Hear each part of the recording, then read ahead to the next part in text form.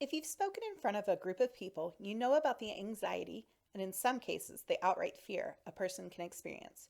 If you've never done so, you've likely thought, glad that's not me up there. Speaking in public might be as simple as making a brief committee report at a club meeting, asking a question, or delivering a speech.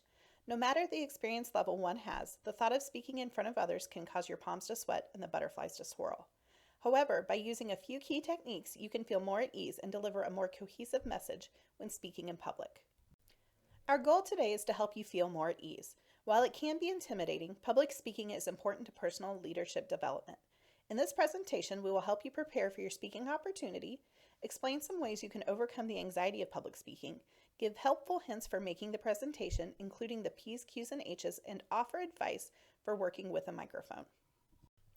The single most important part of speaking in public is getting yourself ready to speak. The goal of this preparation is really to help you plan out what you're going to say. Let's break this down into 3 helpful hints. First, you'll want to formulate your thoughts into a logical sequence. Starting in the middle of a story is rarely helpful when speaking to a group. Instead, spend some time figuring out where you want to start and where you want to end. This brings us to our second recommendation. Plan out your key points. I find it especially helpful to create an outline, particularly when speaking time is limited. For example, if you're called on to give a brief committee report and you've only been given a few minutes, giving a detailed report won't be possible. You'll need to be able to get to the point more quickly. Finally, consider the 5-minute rule. This means that you should never spend longer than 5 minutes on making a key point. After all, this is the most the average adult mind will keep a thought or point in focus. Practice. You have to rehearse your presentation even if you're in your seat waiting to be called on. If you have time before your event, try practicing your presentation in front of a mirror or by recording yourself. What do you notice? You can also ask a friend or colleague to observe and provide feedback. After all, knowing how you sound and appear to an audience is very important. Is there a part you consistently stumble over? You might need to adjust your pace or choice of words. Do you talk with your hands? You should be more mindful of your hand gestures. Even the most experienced speakers see audience feedback. The important thing to remember here is that the more you practice, the better you'll be received and the more effective you'll be. Just breathe. It's a medical fact that the deep breathing exercises we use can help a person relax. Whether at your seat waiting to be called on or practicing at home, going over your breath is very important to helping you be more relaxed at speaking time.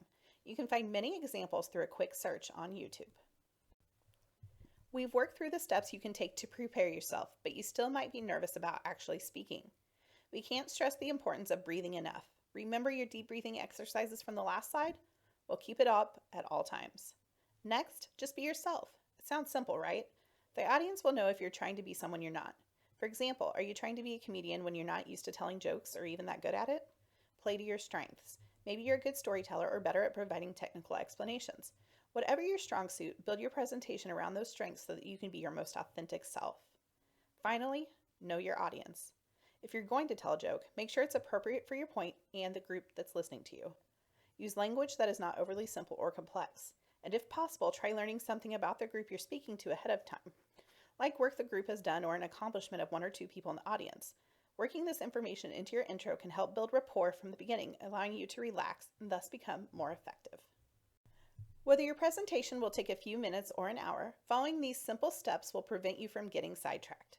Start by telling the audience what you will do or say. This prepares them for what's ahead. For example, if you're making a committee report, you might say, "In the next few minutes, I'll bring you up to date on the big project." It can be that simple. Next, you'll deliver your key points. Some refer to this as the do or say step. Make sure that any call to action steps are clear and concise. Finally, wrap up your presentation with a summary that reviews your key points and helps the audience recall what you want them to take away. For example, following your committee report from earlier, you might say, "To summarize, the committee now has XYZ in place, but is still working on A, B, and C."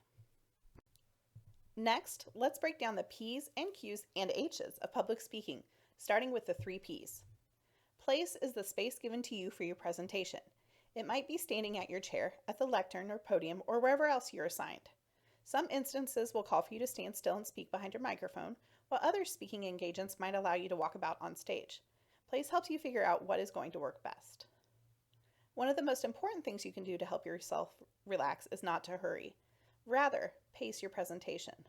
Always remember that time passes by slowly for the speaker and less slowly for the audience. Finally, project. Speak up. Don't mumble. Use the microphone if one is available. And if not, make sure to project your voice for the benefit of the person in the back of the room and for those who have difficulty hearing. Now on to the cue. Questions.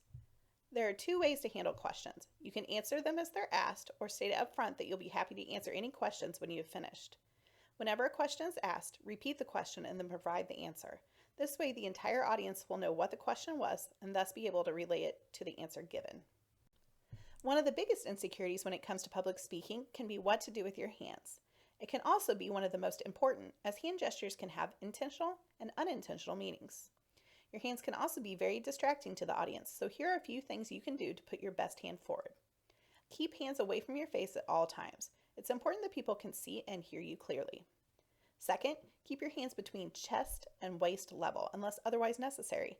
If you find yourself speaking with your hands too much, keep them rested on the lectern out of the view of the audience. And finally, keep your hands out of your pocket. It's usually a little too casual to be appropriate.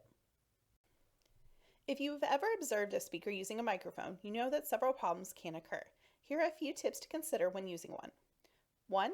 The mic should always be in front of your face. Accordingly, if you want to turn to the left or right, turn your body and not your mouth. Keep the mouth centered on the mic at all times.